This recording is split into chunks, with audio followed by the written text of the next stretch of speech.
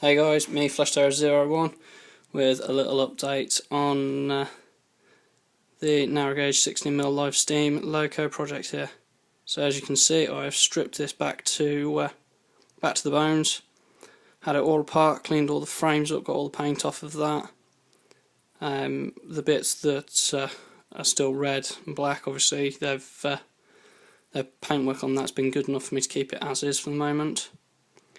So yeah, now you can kind of see what's going into one of these. So this is actually a kit by Roundhouse, bought many years ago by my dad. He's now given it to me to fix up and get working again. So just quickly talk you through how the live steam works for those of you who don't know. So I should say it's narrow gauge, so it's 16mm to the foot. So here we go. So first things first, every fire needs fuel. So this pipe here going down into this tank is where our methylated spirits goes. That then runs along underneath. There's 3 burners. So those burners are made of asbestos, so when the meth hits it, it doesn't actually burn them all up. You then have, so this is a pot boiler type locomotive. So basically, got completely sealed.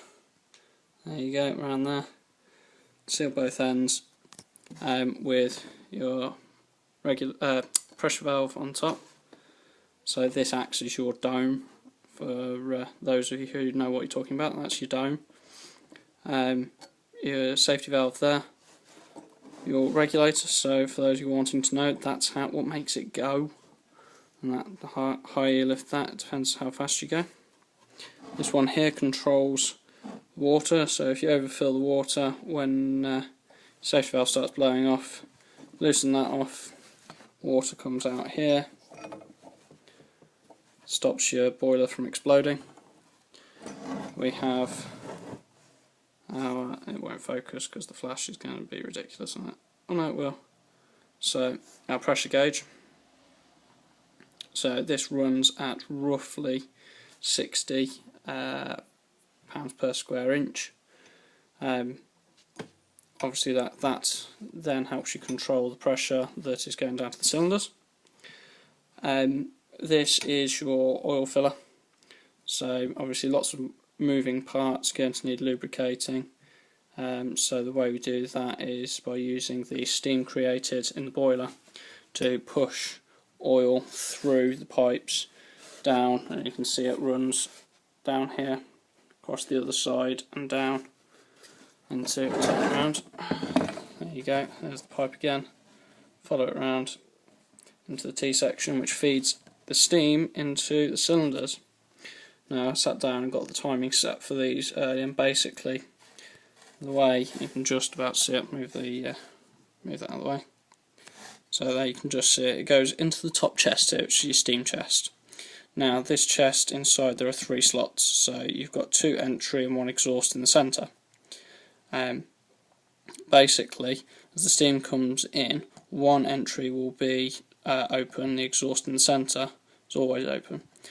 So the entry opens, pushes piston, a little slider across, which opens up the exhaust. Exhaust then goes down, but by pushing the little slider, I'll show you on this side, so the little slider is centre, gets pushed up, which moves that across. By moving that, it opens up, so that's all connected down via slip eccentrics. Slip eccentrics basically allow it to change forward and backwards by pushing it in direction a full rotation. So yeah, with that all working, so when the fumes go down into the exhaust, it creates a vacuum in here, or rather creates pressure in here, which pushes the cylinder in and out, which pushes this crank down to the back wheels, which in turn moves that forward and backwards, thus creating the drawing effect, pushing the steam into the cylinders.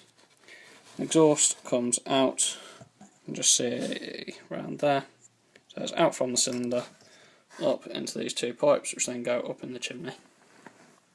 So that is the basic mechanics of how this small steam locomotive works. As you can see, it's work in progress. Actually, I'm excited to get over to my dad's now, get this on some track, and get a fire underneath it and see what happens. Worst case scenario, it'll blow up. I doubt it'll do that, I won't let it. That's the joy of having a safety valve. So yeah, I've successfully ran this on air through my compressor. So yeah, really happy with how this project's coming along. So yeah, please continue to comment, rate and subscribe. As I said, this is a little bit different from my normal modelling projects, but really enjoying having this on my workstation. Yeah, enjoy.